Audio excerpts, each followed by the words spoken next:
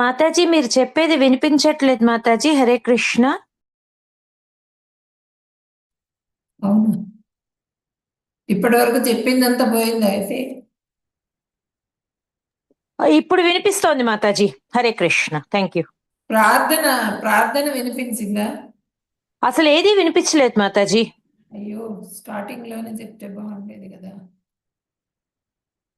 నా సిస్టమ్ లో problem ఏమోనని log of అయి లాగిన్ అయ్యాను మాతాజీ నేను. హరే ఓకే కృష్ణ. ఓకే.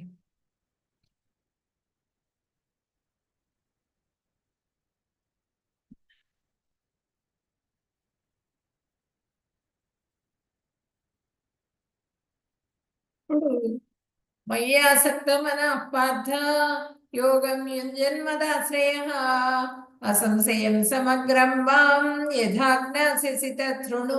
భగవంతుడు చెప్తున్నారు, ఓ పార్థ, మనస్సును నా మీదే నిలిపి నన్నే ఆశ్రయించి ధ్యాన యోగాన్ని ఆచరిస్తూ సందేహం లేకుండా సమగ్రంగా నన్ను ఎలా తెలుసుకోగలవో వివరిస్తాను విను అని చెప్తున్నారు భగవంతుడు. ఏ విధంగా నన్ను సేవించాలి అన్నది చెప్తాను విను అని భగవంతుడు చెప్తున్నారు. ఈ అధ్యాయంలో మనము ఏం చెప్పుకుంటాము అంటే, 7వ అధ్యాయంలో జ్ఞాన విజ్ఞానాలను పొంది యుద్ధం చెయ్యి అని చెప్పి భగవంతుడు చెప్తున్నారు. తర్వాత ఈశ్వర్య జ్ఞానం, ఆశ్రయ జ్ఞానం గురించి తెలుసుకుంటాము. సమస్త పదార్థాలు అస్తిత్వానికి కృష్ణుడే కారణం అని చెప్పిన అనేది కూడా మనం తెలుసుకుంటాము. కృష్ణాన్ని మించిన సత్యం మరొకటి లేదు. సత్యం అనే విషయం నిన్నటి మనం దీంట్లో చూసాం కదా, సత్యం అని వచ్చింది ఒక శ్లోకాలు. సత్యం అంటే కృష్ణ భగవానుడే, దాన్ని మించింది ఇంకొకటి లేదు. తర్వాత జ్ఞాన విజ్ఞానాలు శ్రవణంతో సిద్ధిస్తాయి, వినటం ద్వారా జ్ఞాన విజ్ఞానాలు సిద్ధిస్తాయి అని చెప్పినని మనం తెలుసుకుంటాము. తర్వాత ఇక్కడ నలుగురు దుష్కృతులు, నలుగురు సుకృతుల గురించి ఈ అధ్యాయంలోనే చెప్తారు. నలుగురు మూఢులు అనమాట. వాళ్ళు భగవంతుని కొలవరు, భగవంతుని గురించి తెలుసుకోలేరు. సుకృతులు ఎవరంటే వీళ్ళు, ఈ నలుగురు కూడా భక్తులు అనమాట. వీళ్ళ గురించి కూడా ఈ అధ్యాయంలోనే చెప్పుకుంటాం. అన్యదేవతారాధన చేసే వాళ్ళు దుష్కృతులు. అన్యదేవతారాధన చేసుకుంటూ వాళ్ళు కృష్ణుడిని సరైన పద్ధతిలో వాడలేరు. వాళ్ళు అన్యదేవతారాధన చేసేవాళ్ళు. ఒక ఆచార్యులు ఏ విధంగా అయితే మనకి చెప్పారో ఆ విధంగా ధర్మం, మన సనాతన ధర్మంలో ఏ విధంగా అయితే ఉందో అదంతా కూడా వాళ్ళు కులంక్షంగా తెలుసుకొని ఉంటారు ఆచార్యులు. ఆచార్యులు చెప్పిన పద్ధతి ప్రకారంగా మనము వాళ్ళని అనుసరించడం ద్వారా మనం భగవంతుడి కృపకి పాత్రులు కావాలన్నమాట. ఈ భక్తి యోగం అంటే ఏంటంటే నిష్కామ కర్మయోగం ద్వారా అంతఃకరణ శుద్ధి జరుగుతుంది. తర్వాత జ్ఞానయోగం ద్వారానేమో బ్రహ్మప్రాప్తి కలుగుతుంది. కర్మల ద్వారా కర్మలు చేయటం ద్వారా కర్మ ఫలం వస్తుంది. కానీ ఇది అన్నీ కూడా భక్తికి మించినవి కాదనమాట. ఇక నిష్కామ కర్మయోగం ఆచరించి తర్వాత జ్ఞానయోగం ఆచరించడం ద్వారా మనము భక్తిలో ఇంప్రూవ్ కావాలి, భక్తిలో మనం ఉన్నత స్థితికి చేరుకోగలుగుతాం.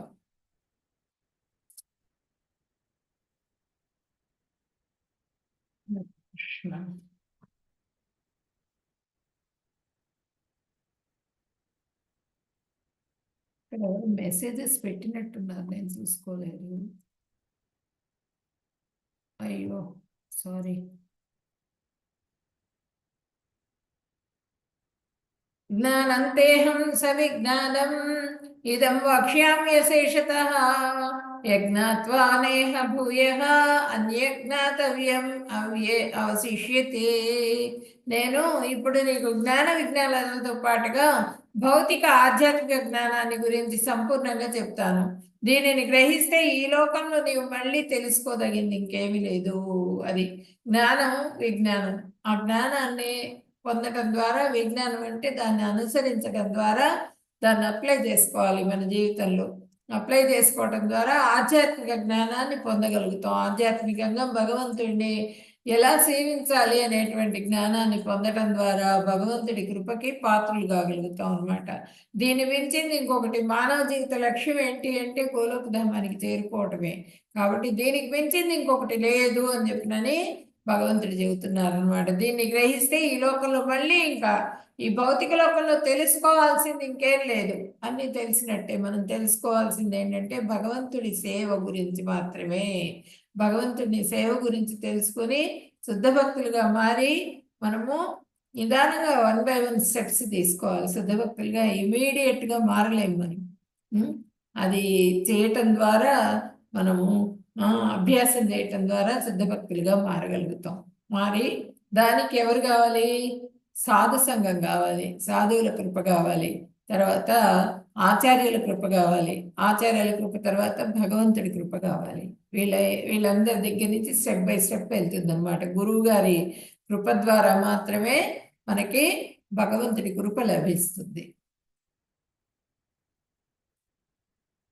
మనుష్యాణం సహస్రేషు కశ్చిత్ యతతి సిద్ధయే యతతామపి సిద్ధానాం కశ్చిన్మాం వేత్తి తత్వతః.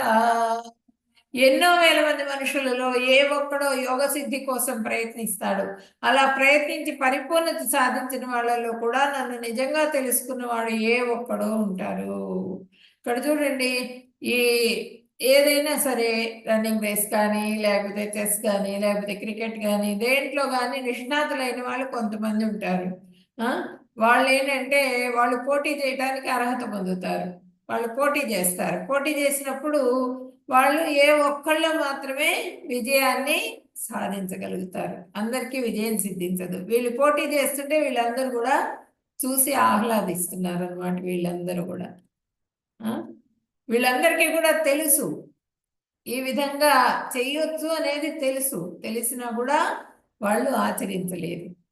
అలాగే భక్తి యోగం గురించి తెలుసు. తెలిసినా కూడా భగవద్గీత క్లాసెస్ ఉంటాయని తెలుసు అందరికీ కూడా. కానీ అవి వినాలి అనేటువంటి ఆసక్తితో వచ్చి వినేవాళ్ళు తక్కువ ఉంటారు. ఎందుకంటే వాళ్ళకి ఇంద్రియాలు సహకరించవు. ఇంద్రియాలు ఉంటారు నిద్రపోవటంలో, లేకపోతే భౌతికమైనటువంటి కోరికలు తీర్చుకోవటం కోసం అర్ధరాత్రి దాకా సినిమాలు చూస్తూ ఉంటారు. వాళ్ళు పొద్దున్నే నిద్ర లేవలేరు, క్లాసెస్ అటెండ్ కాలేరు. లేకపోతే వర్క్ ఎక్కువగా అవర్స్ టుగెదర్ వర్క్ చేస్తారు, వాళ్ళు క్లాసెస్ అటెండ్ కాలేరు. ఆ అవర్స్ టుగెదర్ వర్క్ చేసి వాళ్ళు ధన సంపాదన గురించి ఎక్కువగా దాని మీద దృష్టి ఎక్కువగా పెడతారు. ఇట్లాంటి వాళ్ళందరూ ఉంటారు. వీళ్ళందరూ కూడా ఇంతమంది ప్రయత్నించినా కూడా వాళ్ళు భక్తిలో వచ్చామంటారు, కానీ పూర్తిగా సంపూర్ణమైన భక్తిలోకి రాలేరు. వాళ్ళు రాలేక వాళ్ళలో కొంతమంది మాత్రమే విజయాన్ని సాధిస్తారు. కొంతమంది మాత్రమే భక్తిలోకి ఎంటర్ అవుతారు. ఆ కొంతమందిలో ఏ ఒక్కళ్ళు మాత్రమే విజయాన్ని సాధిస్తారు, భగవంతుడి కృపకి పాత్రలు కాగలుగుతారు. భూమిరాపోనలో వాయు ఖమ్మనో బుద్ధిరేవచ అహంకార మే భిన్న ప్రకృతి నష్టదా. భూమి, నీరు, అగ్ని, గాలి, ఆకాశము, మనసు, బుద్ధి మరియు అహంకారము అను 8 విధాలుగా నా మాయాశక్తి విభజింపబడింది.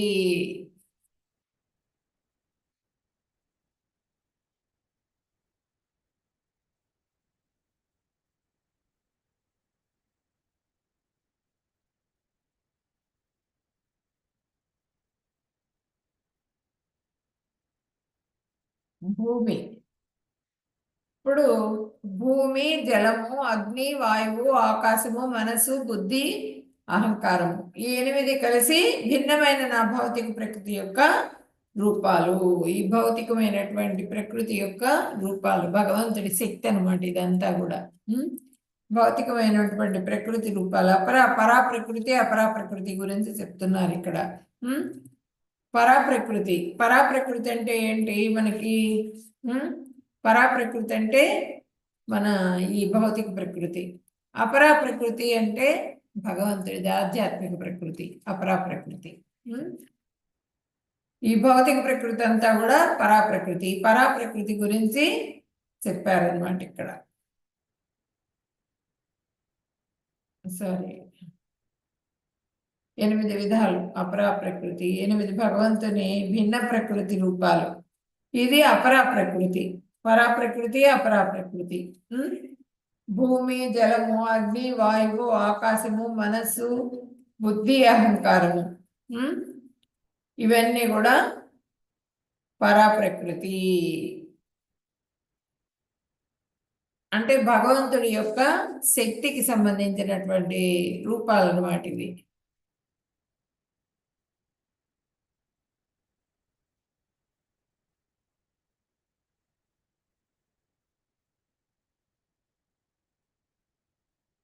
భూమి ఏమో మనకి భూమి గంధం వాసన ఉక్కుకు సంబంధించింది.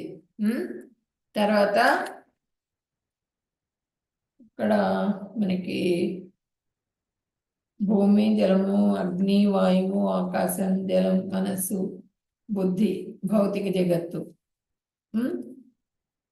ఇదేమో అపరాప్రకృతి. పరాప్రకృతి అంటే జీవాత్మ, పరమాత్మ, వీళ్ళిద్దరు కూడా అపరాప్రకృతి.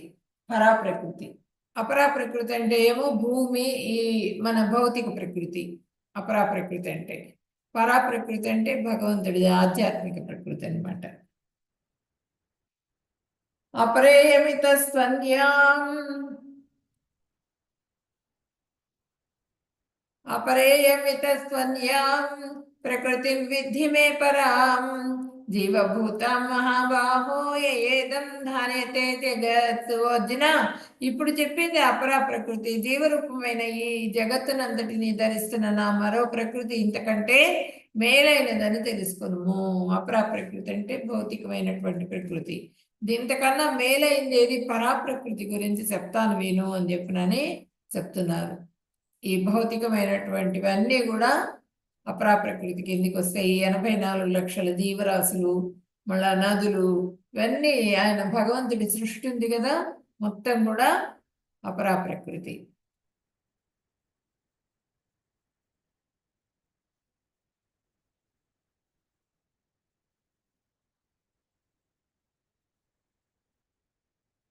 ఏతద్యోనిని భూతాని సర్వాణీత్యుపధారయ అహం కృష్ణస్య జగతః ప్రభవ ప్రళయస్తదా. నా ఈ రెండు ప్రకృతుల గురించే సమస్త భూతాలు పుడుతున్నాయి. రెండు ప్రకృతుల నుంచే సమస్త భూతాలు పుడుతున్నాయని గ్రహించు. అందువల్ల సర్వ జగత్తు ఆవిర్భవించడానికి, అంతం కావడానికి నేనే కారణం అని తెలుసుకో అని చెప్తున్నారు అనమాట. పరాప్రకృతి కానీ అపరాప్రకృతి. అపరాప్రకృతి అంటే మనకి రెండిటి ఇది కూడా శక్తి కూడా భగవంతుడిదే. మొత్తం అంతా కూడా, మొత్తం విశ్వం మొత్తం కూడా భగవంతుడి అధీనంలోనే ఉంది. అది చెప్తున్నారు. సర్వ జగత్తు కూడా ఆవిర్భవించడానికి నేనే కారణం అనే విషయాన్ని తెలుసుకో అని చెప్తున్నారు ఇక్కడ. మత్త పరతరం నాణ్యత్ కించిదస్తి ధనంజయ మై సర్వమిదం ప్రోతం సూత్రే మణిగణ ఇవ. ఓ ధనంజయ, నాకంటే శ్రేష్టమైన సత్యం ఇంకొకటి లేదు. ముత్యాలను హారంగా దారం కలిపి నిలిపినట్లు ఈ సమస్త జగత్తు నాపైననే ఆధారపడినది. ఈ సమస్త జగత్తంతా కూడా నాపైనే ఆధారపడింది. ముత్యాలని, ఇప్పుడు ముత్యాల హారం ఉంటుంది, దాంట్లో దారం మనకు కనిపిస్తుందా? కనిపించదు కదా. ముత్యాల దండ చక్కగా అందంగా కనిపిస్తుంది మనకి. ఆ దారం ఆధారంగా లేకపోతే ముత్యాలు విడివిడిగా చెల్లాచెదరైపోతాయి అన్నమాట. అలాగే ఈ విశ్వాలన్నింటికీ కూడా ఆధారం ఎవరంటే భగవంతుడు. మొత్తం ఈ భౌతిక ఆధ్యాత్మిక విశ్వం మొత్తానికి కూడా ఆధారం ఎవరంటే భగవంతుడు. ఆయన కనిపించరు మనకి, ఆయన చాలా సూక్ష్మంగా ఉంటారు, కనిపించరు మనకి. కనిపించనంత మాత్రాన భగవంతుడు లేనట్టు కాదు. అది మనం తెలుసుకోవాలన్నమాట. ఒక కరెంట్ ఉంది మనకి, కరెంట్ మనకు కంటికి కనిపిస్తుందా? కనిపించదు కదా. టెస్టర్ పెట్టి చూస్తే కరెంట్ ఉంది అని చెప్పినాను మనకు తెలుస్తుంది. అలాగే గాలి మన కంటికి కనిపించదు. ఆ విధంగా భగవంతుడు కూడా మన కంటికి ఈ మాంస నేత్రాలతో మనం భగవంతుడిని చూడలేము. ఆ జ్ఞానాన్ని తెచ్చుకోవటం ద్వారా మనము విజ్ఞానంతో భగవంతుడిని దర్శించుకోగలగాలి. ఆ గురువులు చెప్తారు ఏ విధంగా భగవంతుడిని దర్శించుకోవాలి అన్నది. అలా దర్శించుకోవాలి. అంటే ఆ స్టేజ్కి వెళ్ళాలన్నమాట. ఆ స్టేజ్కి వెళ్ళాలంటే ఎంతో ఎంతో ఎంతో ఎంతో అభ్యాసం చేస్తే కానీ మనం ఆ స్టేజ్కి వెళ్ళలేము, భగవంతుడిని చూసే స్టేజ్కి. అంత మాత్రాన భగవంతుడు లేనట్టు కాదు. భగవత్ శక్తి ప్రతి అణువణువున కూడా వ్యాపించున్నది. ఈ విశ్వాలన్నీ కూడా మొత్తం సమస్తం గ్రహాలు కానీ మొత్తం కూడా చక్కగా వాటి పని అవి చేస్తూ సక్రమంగా ఉన్నాయి అంటే కారణం ఎవరు అంటే భగవంతుడి శక్తే. అంతర్లీనమై ఉన్నదన్నమాట భగవంతుడి శక్తి. రసోహమప్సు కౌంతేయ ప్రభాస్మి శశి సూర్యయోః ప్రణవ సర్వవేదేషు శబ్దకే పౌరుషం ఋషు. ఓ కుంతిపుత్రుడా, నేను నీటిలో రుచిని సూర్యచంద్రుల్లో కాంతిని అయి ఉన్నాను. వేదాల్లోని ఓంకారాన్ని, ఆకాశంలో శబ్దం మరియు నరులలో వారి సామర్థ్యంగా నేనున్నాను. కుంతిపుత్రుడా అంటే నీటిలో రుచి. మనం బయట నుంచి వెళ్తాం, ఎక్కడికైనా వెళ్తాం, బయటికి వెళ్తాం, ఎవరింటికన్నా వెళ్ళినప్పుడు వాళ్ళు ఒక ప్లేట్ నిండా స్వీట్స్ అన్ని పెట్టి తీసుకొచ్చి ఇస్తారు. ఇవన్నీ కాదండి, ఫస్ట్ కొంచెం నాకు నీళ్ళు ఇవ్వండి తాగుతాను అని చెప్పినానని అంటాం. మనకి ఆ నీళ్లు తాగితే కానీ మనకి ప్రాణం రాదనమాట. అంత హాయిగా ఉంటుంది. అంటే దాంట్లో నిక్షిప్తమై ఉన్నది ఎవరంటే భగవంతుడి శక్తి. అందుకని ఆ నీళ్లు తాగంగానే మనకి భగవంతుడు, ఆ నీళ్లు తాగంగానే మనకి ప్రాణశక్తి ఉత్పన్నమవుతుంది అనమాట. ఆ నీళ్లలో ఉన్నటువంటి రుచి నేనే అని చెప్తున్నారు. సూర్యచంద్రుల్లో ఉన్న కాంతి, సూర్యుడు రాలేదు ఒకరోజు, సూర్యగ్రహణం వచ్చింది, పూర్తిగా చీకటి అయిపోయింది. చీకటి అయిపోతే మనం ఎప్పుడెప్పుడు కాంతి వస్తుందా అని ఎదురు చూస్తూ ఉంటాం కదా, టైం చూస్తూ కాంతి ఎప్పుడెప్పుడు సూర్యోదయం అవుతుందా అని కూడా ఎదురు చూస్తూ ఉంటాం మనం. మన పనులన్నీ చేసుకోవాలన్నా అన్నింటికీ కూడా సూర్యుడు కావాలి. ప్రతిదానికి, ప్రతి విషయానికి కూడా సూర్యుడు కావాలి. చంద్రకాంతి కావాలి. చంద్రుడిలో వచ్చేటువంటి ఔషధ గుణాలన్నిటి మూలంగా మనకి పండ్లు కానీ లేకపోతే ఈ మూలికలు కానీ అన్నింటిలో ఔషధ గుణాలన్నీ కూడా చంద్రకాంతి మూలంగా వస్తాయి. కాబట్టి చంద్రకాంతిలో ఉన్నటువంటి ఔషధ గుణాలు కానీ సూర్యకాంతిలో ఉన్నటువంటి శక్తి కానీ మొత్తం కూడా భగవంతుడిదే. వేదాల్లోని ఓంకారం కూడా నేనే అని చెప్తున్నారు. ఓం అనే శబ్దం వినిపిస్తూ ఉంటుంది మనకి. వేదాలు చదువుతూ ఉంటే ఓంకారం అనే వినిపిస్తూ ఉంటుంది అనమాట. ఆ ఓంకారాన్ని నేనే అని చెప్తున్నారు. ఆకాశంలో శబ్దం, ఆకాశంలో కూడా శబ్దం ఉంటుంది మనకి. అది ఎలా తెలుస్తుంది అంటే మనం కొంచెం ఎత్తైన ప్రదేశంలో ఉండి మనం కిటికీ తలుపు తెరిచామనుకోండి, కొంచెం శబ్దం తెరిచామనుకోండి, తెరిస్తే ఆ శబ్దం వస్తూ ఉంటుంది, మయమనే శబ్దం వస్తుంది. ఆ శబ్దము ఆకాశంలో ఉన్నటువంటి శబ్దం అనమాట. ఆ శబ్దము నేనే అని చెప్తున్నారు. తర్వాత నరుల్లో వారి సామర్థ్యంగా నేనే ఉన్నాను. ఇప్పుడు మన ఆత్మ పరమాత్మ ఇద్దరు కూడా మన శరీరంలో ఉన్నారు. ఆత్మకి చైతన్యం రావాలంటే పరమాత్మ నుంచి ఆత్మకి చైతన్యం వస్తున్నది. ఆ పరమాత్మ లేకుండా వెళ్ళిపోయారు అనుకోండి, ఆత్మ కూడా వెళ్ళిపోతుంది, శరీరంలో నుంచి డెడ్ బాడీ అయిపోతుంది. అంటే నేను చేశాను, నేను నేను నేను నేను అంటాం. నేను అనేది ఎక్కడి నుంచి వచ్చింది? భగవంతుడి నుంచి వచ్చినటువంటి శక్తి అది. ఆ సామర్థ్యం, మనలో ఉన్నటువంటి సామర్థ్యం అంతా కూడా భగవంతుడి శక్తి అనమాట. అదే చెప్తున్నారు ఇక్కడ.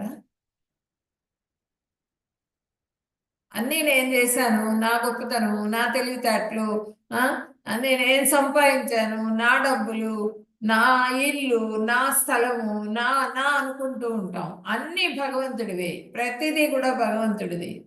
ఆ స్థితికి చేరాలంటే కొంత టైం పడుతుంది. మనం ఏది ఎవరు, రుచి, జలం, ఇవన్నీ చెప్పుకున్నాం మనం ఇప్పుడు.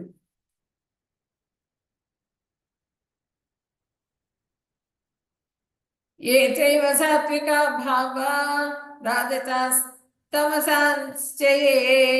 మత్తయే వైతి తావిన్విద్ధి నత్వాహం తేషు తే మయీ. ఇక్కడ చలి కొంచెం ఎక్కువగా ఉంది, అందుకని శ్లోక చదవాలన్నా కూడా కష్టంగా ఉంది. జీవుల యొక్క సత్వగుణము, రజోగుణము, తమో గుణమునకు చెందిన భావాలన్నీ నా శక్తి వల్లనే కలిగాయని తెలుసుకోను. వాటిలో నేను లేను, నాలో అవి ఉన్నాయి అని. జీవుల్లో ఉన్నటువంటి ఈ గుణాల ప్రభావం అంతా కూడా జీవుల్లో ఉంటుంది. సత్వగుణం, రజోగుణం, తమో గుణం, ఈ 3 గుణాల ప్రభావం ఉంటుంది, ప్రతి జీవికి కూడా ఉంటుంది. వాటిల్లో నేనున్నాను, కానీ ఆ గుణాల ప్రభావం, గుణాలని ఏర్పాటు చేసిన వాడిని నేనే, కానీ అవి నాలో లేవు. ఆ గుణాల ప్రభావం భగవంతుడి మీద ఏమీ చూపించలేదు. ఆ గుణాలు ఆయన ఏర్పాటు చేసినప్పటికీ కూడా ప్రకృతి ద్వారా వస్తుంది మనకి ఈ గుణాలు. ఆ ప్రకృతి మాత్రం ఏర్పాటు చేసింది ఎవరు? భగవంతుడు. కాబట్టి నా శక్తి వల్లనే కలిగాయని తెలుసుకోను. వాటిలో నేను లేను, నాలో అవి ఉన్నాయి. అంటే నేనే వాటిని సృష్టించాను, ఆ గుణాలన్నీ కూడా. ఆ గుణాల ప్రభావం నా మీద ఏం చూపించదు అని చెప్తున్నారనమాట. తిభిర్గుణమయైర్భావైః ఏభి సర్వమిదం జగత్ మోహితం నాభిజానాతి మామేభ్యః పరమవ్యయం. సత్వగుణము, రజోగుణము, తమోగుణము అనే 3 గుణాల ద్వారా మోహితులైతే అయిన మొత్తం ప్రపంచం ఆ గుణాలకు అతీతుడను, నశింపు లేని వాడునైన నన్ను తెలుసుకోలేకుండా ఉంది. ఈ 3 గుణాలు కూడా సత్వగుణం, రజోగుణం, తమోగుణం, ఈ 3ంటికి కూడా అతీతం అన్నమాట. ఎవరంటే భగవంతుడు. ఆ అతీతమైనటువంటి భగవంతుడిని మనం తెలుసుకోవాలంటే ఈ గుణాతీతుడుగా మారాలి అని చెబుతున్నారు. గుణాతీతుడివిగాక నువ్వు అని చెబుతున్నారు. అప్పుడు మాత్రమే నువ్వు నన్ను తెలుసుకోగలుగుతావు. ఈ గుణాలన్నీ కూడా నీ మీద ప్రభావం చూపించేటప్పుడు నువ్వు భగవంతుడిని గుర్తించలేవు. గుణాల ద్వారా మోహితులైన మొత్తం ప్రపంచం కూడా ఆ గుణాలు ప్రభావం చూపిస్తుంటుంది. వాళ్ళకి సత్వగుణంలో ఉంటారు, తర్వాత కొంచెం అయ్యేటప్పటికి రజోగుణానికి వెళ్ళిపోతూ ఉంటారు. ప్రతి మనిషిలో కూడా ఉంటాయి ఈ 3 కూడా. సత్వం నుంచి శుద్ధ సత్వంలోకి వెళ్ళాలి. శుద్ధ సత్వంలోకి వెళ్ళినప్పుడు అప్పుడు భగవంతుడి కృప కలుగుతుంది అనమాట. శుద్ధ సత్వంలో భగవంతుడి ధ్యానంలో ఉంటాం. అనన్యాశ్చింతయంతో మాం ఏదైనా పరిపాస్తే తేషాం నిత్యాభియుక్తానం యోగక్షేమమేమో అని చెప్పారు భగవంతుడు. అన్యాభిలాషిత శూన్యం జ్ఞాన కర్మాద్యనావృతం అనుకూల్యస్య కృష్ణానుశీలనం భక్తి రుచ్యతే. అంటే ఏంటంటే అన్యమైన అభిలాషలు ఏవీ లేకుండా మనము ఆసక్తి, వాటి మీదంతా కూడా అన్యమైన వాటి మీదంతా కూడా ఆసక్తి ఉంటుంది. ఆ ఆసక్తి లేకుండా మనము భగవంతుణ్ణే ఎప్పుడైతే కొలుస్తూ ఉన్నామో శుద్ధ భక్తులుగా మారి, ఇప్పుడు మాత్రమే భగవంతుడి కృప లభిస్తుంది అనమాట మనకి. ఇక్కడ మోహితులు అయిన మొత్తం ప్రపంచం ఆ గుణాలకు అతీతుడను, నశింపు లేని వాడను అయిన నన్ను తెలుసుకోలేకుండా ఉన్నది. ఆ గుణాల ప్రభావం మూలంగానే తెలుసుకోలేకపోతున్నాను. తెల్లవారు లేస్తే పరుగులు, డబ్బు సంపాదన, పిల్లల్ని చూసుకోవాలి, పిల్లల్ని పరిగెత్తించాలి, స్కూల్స్, వాళ్ళకి భౌతికంగా మనం ఉన్నతిలోకి తీసుకొస్తున్నాం, కానీ పిల్లల్ని ఆధ్యాత్మికంగా వాళ్ళకి అసలు ఏమీ లేకుండా చేస్తున్నాం, ఏమీ తెలియకుండా చేస్తున్నాం అన్నమాట. మనం తెల్లవారు లేస్తే రే చదివావా ఎన్ని మార్కులు వచ్చినాయా, అన్ని మార్కులు వచ్చినాయా, ఇంత చదివావా, పరిగెత్తు. ఈ పరిగెత్తడంలో వాళ్ళు భగవంతుడిని మర్చిపోతున్నారు.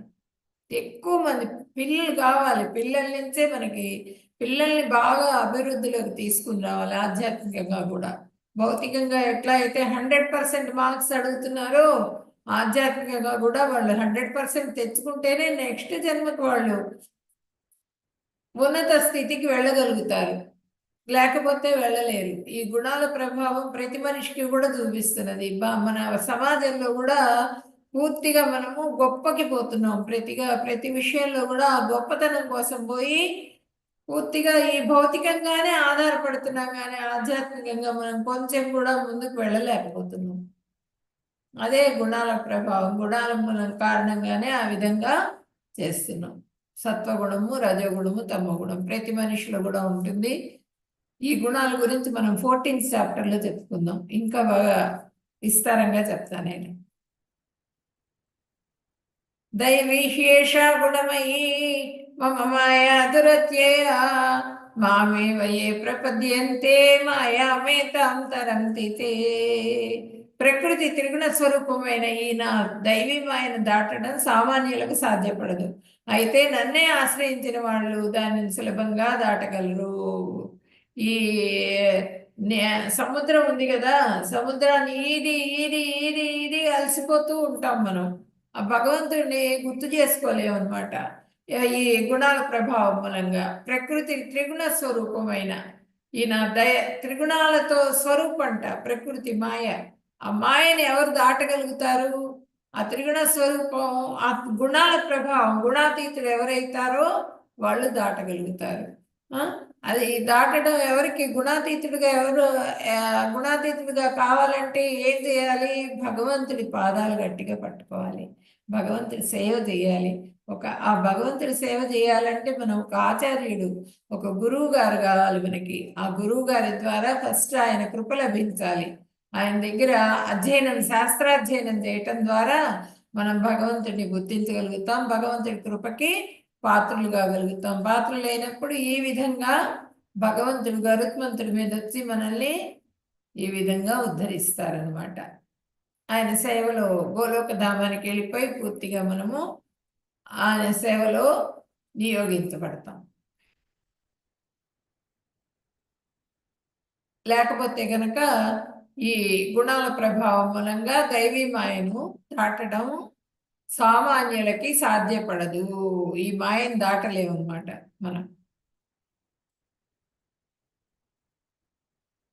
నమాం దుష్కృతరో మూఢాః ప్రపద్యంతే నరాధమాః మాయయాపహృత జ్ఞాన ఆసనం భావమాశ్రితాః. పాపాత్ములు, మూఢులు, మానవ అధములు, మాయలో పడి వివేకం కోల్పోయిన వాళ్ళు, రాక్షస స్వభావాలను ఆశ్రయించిన వాళ్ళు నన్ను పొందలేరు. నలుగురు దుష్కృతుల గురించి చెప్తున్నారు. పాపాత్ములు ఎప్పుడు పాపాలోచనలు చేస్తుంటారు, పాపాలు చేస్తూ ఉంటారు, హింసించటము ఇవన్నీ కూడా చేస్తూ ఉంటారు వీళ్ళు. మూఢులు అంటే వాళ్ళకి అసలు ఇంకే మూర్ఖులు అనమాట. వాళ్ళకి ఎంతసేపటికి వాళ్ళు చెప్పిందే వేదంగా వాళ్ళు అనుకుంటూ ఉంటారు. ఈ మూఢులు భగవంతుడు లేడని చెప్పినని భగవంతుడిని నమ్మరు అనమాట. మానవ అధములు, వీళ్ళు మానవుల్లోనే అధములు పూర్తిగా. మాయలో పడి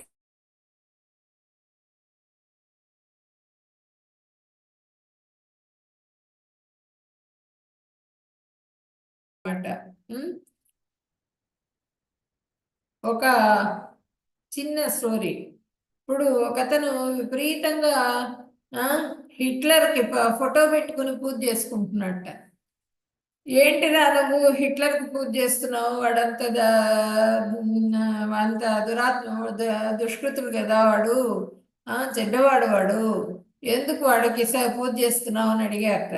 అడిగితే ఆ సమయంలో, ఆ యుద్ధం జరిగిన సమయంలో, ప్రపంచ యుద్ధం జరుగుతుంది కదా, ఆ సమయంలో ఏం చేస్తారంటే అందరూ కూడా బ్లాక్లో వస్తువులు కొనుక్కున్నారట.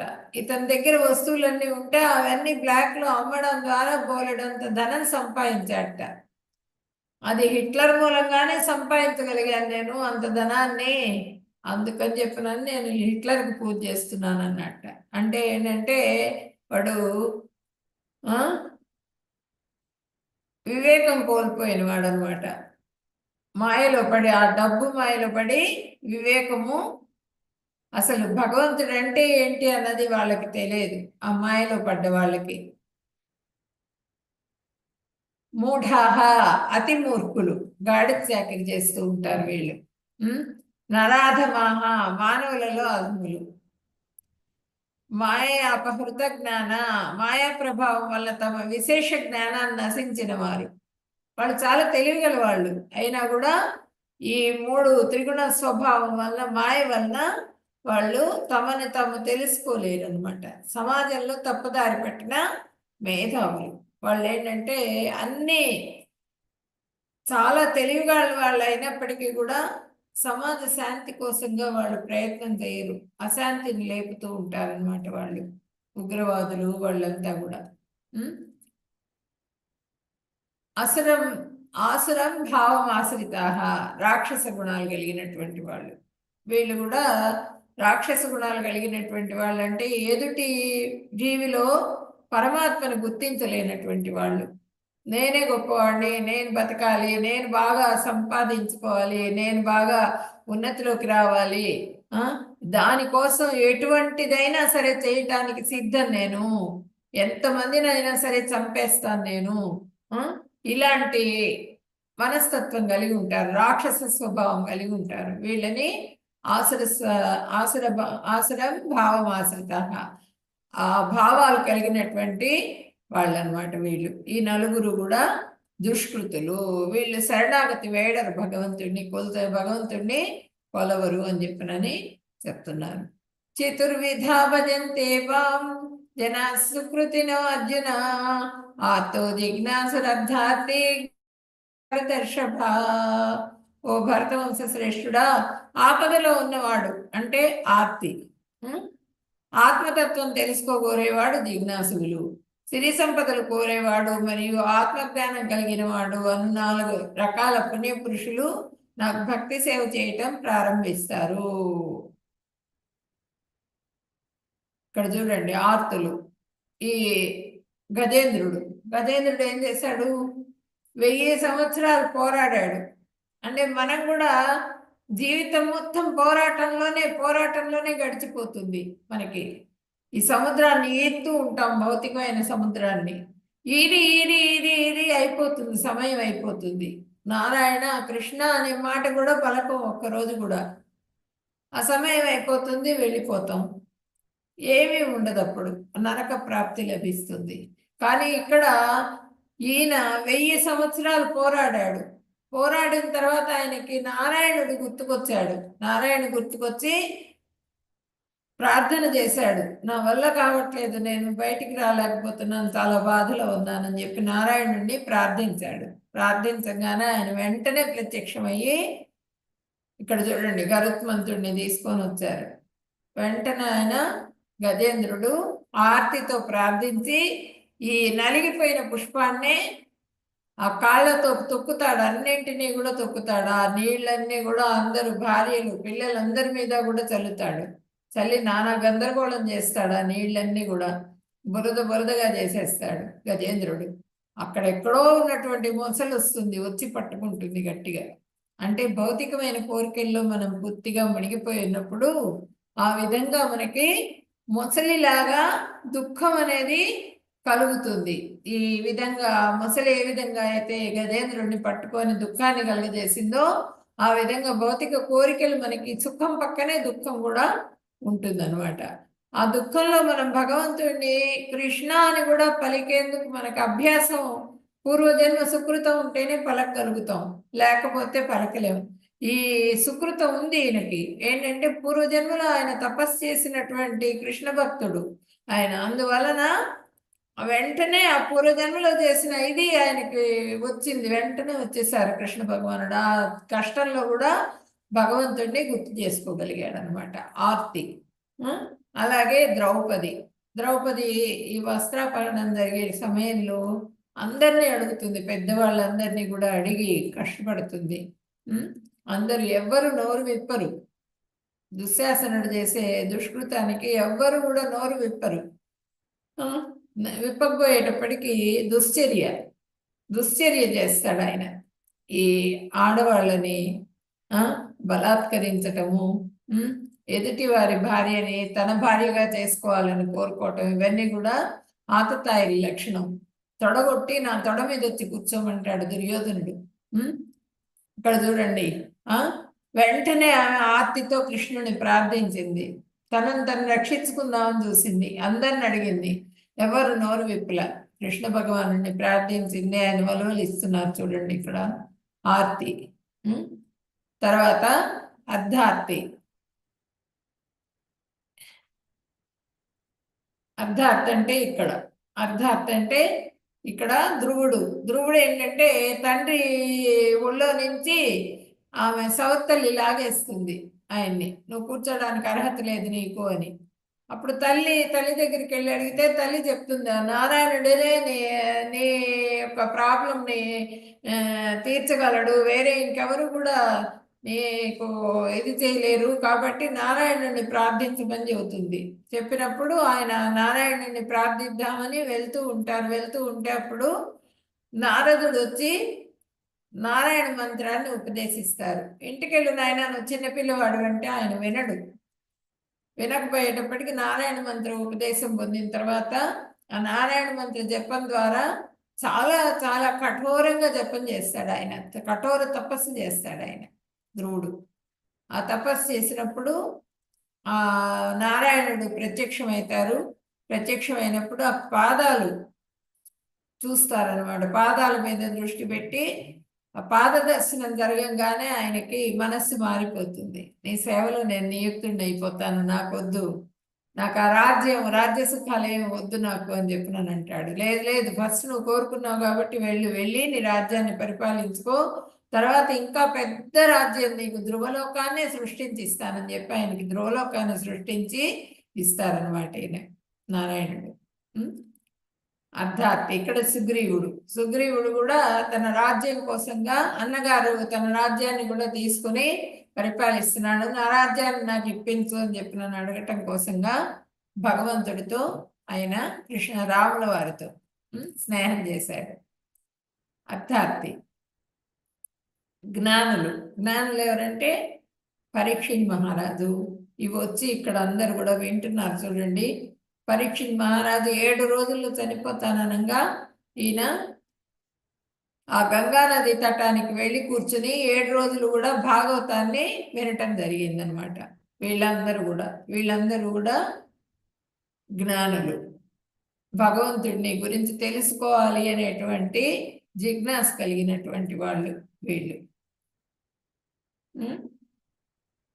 అట్లా ఆర్తి, అర్ధార్తి, జ్ఞాని, జిజ్ఞాసులు వీళ్ళందరూ కూడా భగవంతుడిని ఎలా మన ఆత్మని భగవంతుడితో అనుసంధానం చేయాలి అనే విషయంలో వాళ్ళు పూర్తిగా తపస్సులో మునిగిపోయి ఉంటారు.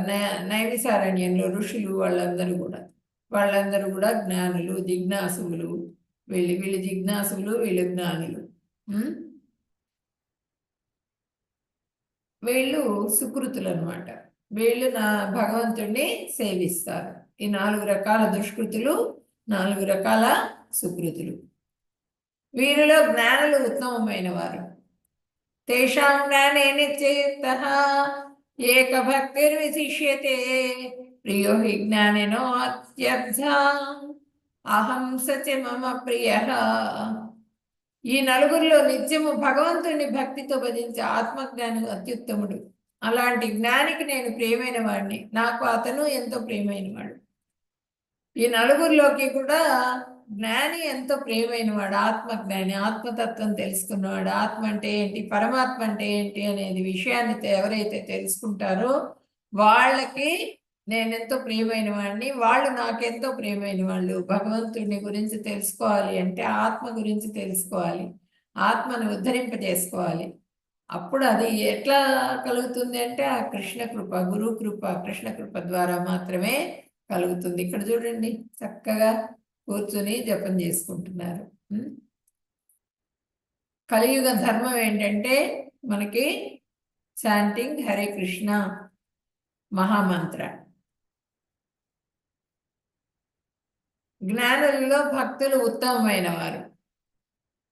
ఉదారా సర్వ ఏవైతే జ్ఞానే త్వాత్మైవ మే మతం ఆసిత సహి యుక్తాత్మా మామేవానుత్తమాం గతిం. వీళ్ళంతా గొప్పవాళ్ళు అయినప్పటికీ జ్ఞాని మాత్రం నా ఆత్మస్వరూపుడే అని నా అభిప్రాయము. ఎందువల్లనంటే అతను నన్నే పరమగతిగా భావించి సేవిస్తాడు. ఇప్పుడు వ్యాసుల వారు, నేను ఎన్నో గ్రంథాలు రాశాను, ఆయనకు విపరీతమైన అసంతృప్తిగా బాధగా ఉన్నదిట.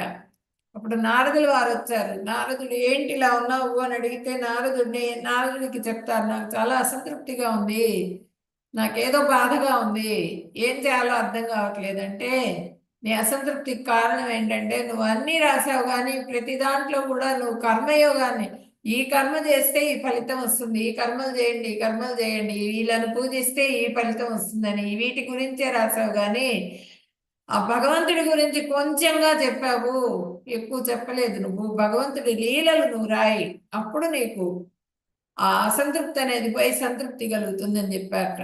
చెప్పినప్పుడు ఆయన భాగవతాన్ని రాయటం జరిగింది.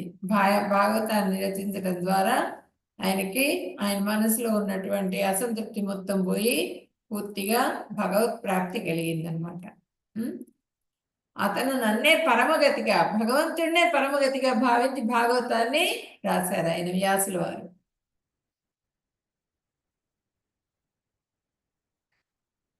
బహూనాం జన్మనామంతే జ్ఞానవాన్ మాం ప్రపద్యతే వాసుదేవ సర్వమితి సమహాత్మా సుదుర్లభ.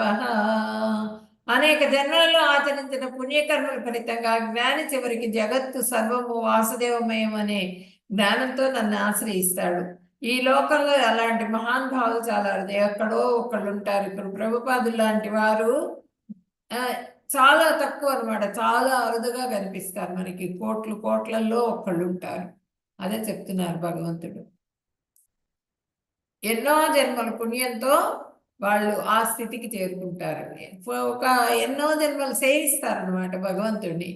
సేవించడం ద్వారా ఒక్కొక్క స్టెప్ ఎక్కి వాళ్ళు ఆ స్థితికి చేరుకుంటారు. కానీ ప్రభుపాదుల వారు డైరెక్ట్గా భగవంతుడి దగ్గర నుంచి వచ్చినటువంటి భక్తులు, ఆ లోకం నుంచి వచ్చారు మనకి తెలియజేయటం కోసంగా, కృష్ణ భక్తిని చెప్పటం కోసంగా వచ్చినటువంటి వారు అనమాట ఆయన. అల్ప బుద్ధి ఉన్న మనుషులు దేవతలను పూజిస్తారు. అంతవత్తు ఫలం తేషాం తద్భవత్యల్పమేధసాం దేవాం దేవయజో యాంతి మద్భక్తా యాంతి మామపి. మందబుద్ధులు దేవతలను పూజిస్తారు, వారు పొందు ఫలాలు కూడా పరిమితంగా ఉంటాయి, తాత్కాలికాలు. దేవతలను పూజించేవారు దేవతా లోకాలకు ఎగుతారు, కానీ నా భక్తులు చివరికి నా దివ్యధామానికి చేరుకుంటారు. ఇప్పుడు అల్పబుద్ధి, చాలా వాళ్ళకి పాపం తెలివితేటలు తక్కువగా ఉంటాయి. భౌతికమైనటువంటి కోరికలతో భౌతికమైన కష్టాలు తీరటం కోసంగా ఫలితం ఆశించి భగవంతుడిని సేవ చేయకుండా ఈ ముక్కోటి దేవతలు ఉంటారు, వీళ్ళని ఆరాధిస్తూ ఉంటారు. ఈ దేవతను పూజిస్తే ఈ ఫలితం వస్తుంది. వ్యాసుల వారు అదే రాసింది. ఆ రాసినందువల్ల ఆయనకి అసంతృప్తి కలిగిందిట. ఏమిటిది, నేను ఇవంతా రాశాను, వీటన్నిటిని రాసినందువల్ల ఉపయోగం ఏంటి అని చెప్పిననే బాధ కలిగింది ఆయనకి. జనాలందరూ కూడా అన్ని దేవతల్ని పూజిస్తారు. ఈ దేవతను పూజిస్తే ఇంద్రుడిని పూజించాలి, వర్షం కురిపిస్తాడు. ఇట్లా ఒక్కొక్క దేవతని పూజిస్తే ఒక్కొక్క ఫలితాన్ని చెప్తూ ఉంటారు మనకి. వాళ్ళందరినీ కూడా పూజిస్తూ ఉంటారు. పూజించి ఫలితం ఆశించి పూజిస్తూ ఉంటారు అనమాట. వాళ్ళు ఆ లోకాలకు వెళ్తారట. స్వర్గలోక ప్రాప్తి రస్తు అంటారు, కొన్నిటికి యజ్ఞాలు చేస్తూ ఉంటారు. స్వర్గలోకం వస్తుంది. స్వర్గలోకం ఏ లోకానికి వెళ్ళినప్పటికీ కూడా మళ్ళీ జన్మ తీసుకోవాల్సిందే. ఒక్క గోలోకానికి వెళ్తే మాత్రం మళ్ళీ జన్మ అనేది ఉండదు అనమాట, జన్మరాహిత్యం. కానీ నా భక్తులు చివరికి నా అత్యున్నత లోకానికి చేరుకుంటారు, ఆ భగవంతుడి దగ్గరికి చేరుకుంటారు ఆయన భక్తులు అని చెప్తున్నారు.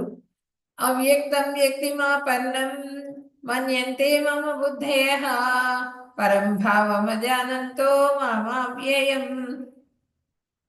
అనుత్తమం. నన్ను సంపూర్ణంగా తెలివిలేని జనులు నేను ఇంతకుముందు నిరాకారునిగా ఉండి ఇప్పుడు ఈ రూపాన్ని పొందినాను అని తలుస్తారు. వారి అజ్ఞానం కారణంగా నా ఉన్నత స్వభావం వారికి తెలియదు. ఇది నశించనిది మరియు మహోన్నతమైనది. మనం భగవంతుడి నుంచే వచ్చాం. మనం ఒక తండ్రి రూపమే బిడ్డకు వస్తుంది. ఆయన రూపం, ఆయన మనిషి రూపంలో ఆయన ఉన్నారు కాబట్టే ఆ రూపం నుంచి మనకి ఈ రూపం వచ్చింది. మన రూపం ఉన్నది అంటే భగవంతుడికి కూడా రూపం ఉన్నట్లే. రూపం లేదనుకుంటారు, నిరాకారుడు అనుకుంటారు. ఆకారం లేదు భగవంతుడికి, రూపం లేదు, ఇవన్నీ అనుకుంటారు. వాళ్ళందరూ కూడా జ్ఞానం లేనటువంటి వాళ్ళు. నా ఉన్నత స్వభావం వారికి తెలియదు అని చెప్తున్నారు అనమాట ఇక్కడ. వేదాహం సమతీతాని వర్తమానాని చార్జున భవిష్యాన్ని చ భూతాని మాంతు వేదన కశ్యన. అర్జున, దేవాది దేవునిగా భూత భవిష్యత్ వర్తమాన కాలాలకు సంబంధించిన జీవులందరూ నాకు తెలుసు. అయితే నేను ఏ ఒక్కడికి తెలియను. భూత భవిష్యత్ వర్తమాన కాలాలన్నీ కూడా తెలుసు. మన జీవితం గురించి తెలుసు ఆయనకి, కానీ భగవంతుడి గురించి మనకి తెలియదు. ఆయన ఎప్పుడు ఎలా ఎక్కడ ఉన్నారు, ఏ విధంగా ఉన్నారు అన్ని ప్రతి లోకంలో కూడా విశ్వంలో చాలా ఉన్నాయి లోకాలు, చాలా ప్లానెట్స్ ఉన్నాయి, చాలా ఇవి ఉన్నాయి. కానీ మనకి తెలియదు అవన్నీ కూడా. అవి నిక్షిప్తం అయి ఉంటాయి. ప్రతి దాంట్లో కూడా పరమాత్మ రూపంలో ఒక్కొక్క దాంట్లో ఒక్కొక్క లీల జరుగుతూ ఉంటుంది విశ్వంలో. చాలా విశ్వాలు ఉన్నాయి. మన భూమి అన్నది ఎంతో సూక్ష్మం, ఇంత చాలా తక్కువ అనమాట, చాలా చిన్న సైజులో ఉన్నట్లు. అన్ని ఆవగింజలు ఇట్లా పోస్తే ఎన్నైతే విశ్వాలు ఉంటాయో అన్ని విశ్వాలు లెక్కలేని ఉన్నాయట. అన్నింటిలో ఆయన లీలలు జరుగుతూనే ఉంటాయి పరమాత్మ రూపంలో. ప్రతి విశ్వంలో కూడా ఉంటారు. కానీ జీవులందరూ నాకు తెలుసు, అందరూ కూడా భగవంతుడికి తెలుసు. కానీ మన గురించి మనకు తెలియదు, మన పూర్వజన్మ ఏంటి అన్నది మనకు తెలియదు, భగవంతుడికి తెలుసు. నెక్స్ట్ మనమేంటి అన్నది భగవంతుడికి తెలుసు, కానీ మనకి తెలియదు. నెక్స్ట్ జన్మ ఏదొస్తుంది వీడికి అన్నది భగవంతుడికి తెలుసు. భూత భవిష్యత్ వర్తమాన కాలాలకు సంబంధించిన జీవులందరూ నాకు తెలుసు. మళ్ళీ జీవి ఏ విధంగా వస్తాడన్నది భగవంతుడికి తెలుసు. పూర్వం ఏంటని తెలుసు, ఇప్పుడేంటని తెలుసు, అన్నీ కూడా నాకు తెలుసు కానీ మీకు తెలియదు అని చెప్పి భగవంతుడు చెప్తున్నారు. ఏషాంతంతగతం పాపం జనానాం పుణ్యకర్మణాం తే ద్వంద్వ మోహ నిర్ముక్త భజంతే మాం దృఢవ్రతా. పూర్వజన్మలోను ప్రస్తుత జన్మలోను భక్తితో వ్యవహరించిన వ్యక్తులు వారి పాపాత్మకమైన చర్యలు పూర్తిగా నిర్మూలింపబడి మాయ యొక్క ద్వంద్వత్వాన్ని నుండి విముక్తి పొంది నా సేవలో నిశ్చయంతో నిమగ్నమై ఉంటారు. పూర్వజన్మలో వాళ్ళు చేసుకున్నటువంటి పుణ్యం మూలంగా వాళ్ళేంటి మళ్ళీ జన్మ తీసుకుంటారు. జన్మ తీసుకున్న తర్వాత వాళ్ళు ఆ పాపాత్మకమైన చర్యలు ఏవి కూడా చెయ్యరు. వాళ్ళు రజోగుణం తమో గుణం ఏవి ఉండవు, వాళ్ళకి భక్తులుగానే ఉంటారు. శుద్ధ భక్తిలో ప్రవేశించే ప్రయత్నం చేస్తూ ఉంటారు. అట్లాంటి చర్యలు పూర్తిగా నిర్మూలింపబడి పాప చర్యలు నిర్మూలింపబడి మాయ యొక్క ద్వంద్వత్వం నుండి విముక్తి పొందుతారు, గుణాతీతులుగా అయిపోతారు అనమాట. మాయ మోహం వాళ్ళ మీద ఎటువంటి పని చేయదన్నమాట.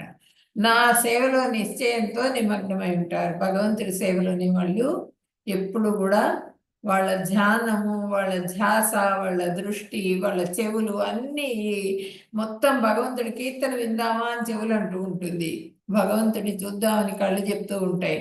వాసన భగవంతుడి పుష్పాలు ఆ తులసి వాసనల కోసం ముక్కు ఎదురు చూస్తూ ఉంటుంది.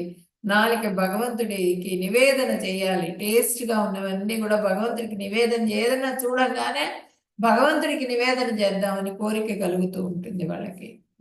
అన్నీ కూడా భగవంతుడి మీదే ఉంచుతారు. వాళ్ళు పూర్తిగా నిశ్చయంతో నిమగ్నమై ఉంటారు, భగవంతుడి సేవలోనే నిమగ్నమై ఉంటారు అన్నమాట వాళ్ళు. నిన్న చెప్పుకున్నాం కదా అంబరీష్ మహారాజు ఏ విధంగా సేవించారు అని. మొత్తం ప్రతి అంగాన్ని కూడా భగవంతుడి సేవలోనే వినియోగించారనమాట ఆయన అంబరీషుడు. సాధిభూతాది దైవం మాం సాధి యజ్ఞం చెయ్యే విదుహు ప్రయాణ కాలే పిచమాం తే విదుర్యుక్త చేతు సహా. దేవాది దేవుడు నన్ను సమస్త జగత్తుకు దేవతలకు అన్ని యజ్ఞ పద్ధతుల యొక్క అధిపతిగా తెలుసుకుని నా పూర్తి భావనలో ఉన్న వారు మరణ సమయంలో నన్ను తెలుసుకుని ఉంటారు. దేవాది దేవుడైన నన్ను అంతా ఫుల్ జగత్తు మొత్తానికి కూడా నేనే అధిపతిని అని తెలుసుకుంటారు. దేవతలకు అందరికీ అన్ని యజ్ఞాలకు కూడా అధిపతి ఎవరు అంటే కృష్ణ భగవానుడే. నా పూర్తి భావనలో ఆయన భగవంతుడిని సేవించడంలోనే పూర్తి భావనతో ఉన్న వాళ్ళకి ఆ మరణ సమయంలో భగవంతుడు గుర్తుకొస్తారట, లేకపోతే గుర్తురారు. అమ్మో అయ్యో 40 లక్షల తేళ్ళు పుట్టినంత బాధ కలుగుతుందట మనం చనిపోయేటప్పుడు. ఆ బాధలో మనము అమ్మో అయ్యో అని అరుస్తాం, కానీ కృష్ణ కృష్ణ అని బాధను చెప్పుకునేందుకు కృష్ణుడి నామం మనకి గుర్తుకురాదు.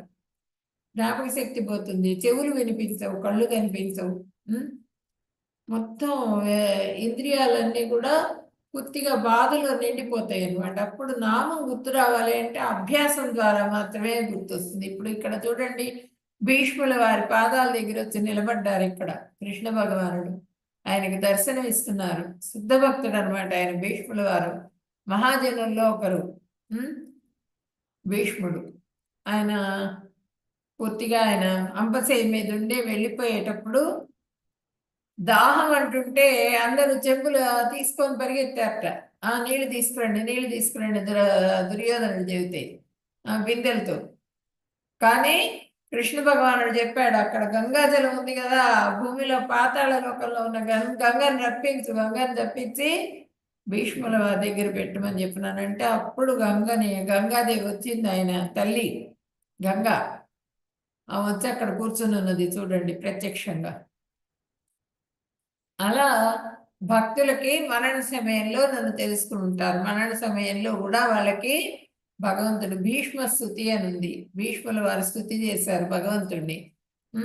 చాలా బాగుంటుంది భాగవతంలో, చదవండి, వినండి గురువులు చెప్తే. వాంఛాకల్పతరుభ్యశ్చ కృపా సింధుభ్య ఏవ చ పతితానాం పావనేభ్యో వైష్ణవేభ్యో నమో నమః. హరే కృష్ణ కృష్ణ కృష్ణ హరే హరే, హరే రామ రామ రామ హరే హరే. ఇప్పుడు మనం ఈ అధ్యాయంలో పూర్తిగా భక్తి గురించి చెప్పుకున్నాం. అంటే పూర్తిగా మనం ఈ భగవంతుడిని ధ్యానిస్తేనే, సిద్ధభక్తులుగా మారితేనే మనకి భగవంతుడు ప్రత్యక్షమవుతారు. లేకపోతే మనకి మన అంత్యకాలంలో భగవంతుడు మనకి కనిపించరు, మనకి జ్ఞాపకం కూడా రాదు అనే విషయాన్ని మనము చెప్పుకున్నాం ఈ అధ్యాయంలో. ఇప్పుడు మనము ఎండ్ చేస్తాను. ఎవరికైనా డౌట్స్ ఉంటే కనుక అడగండి.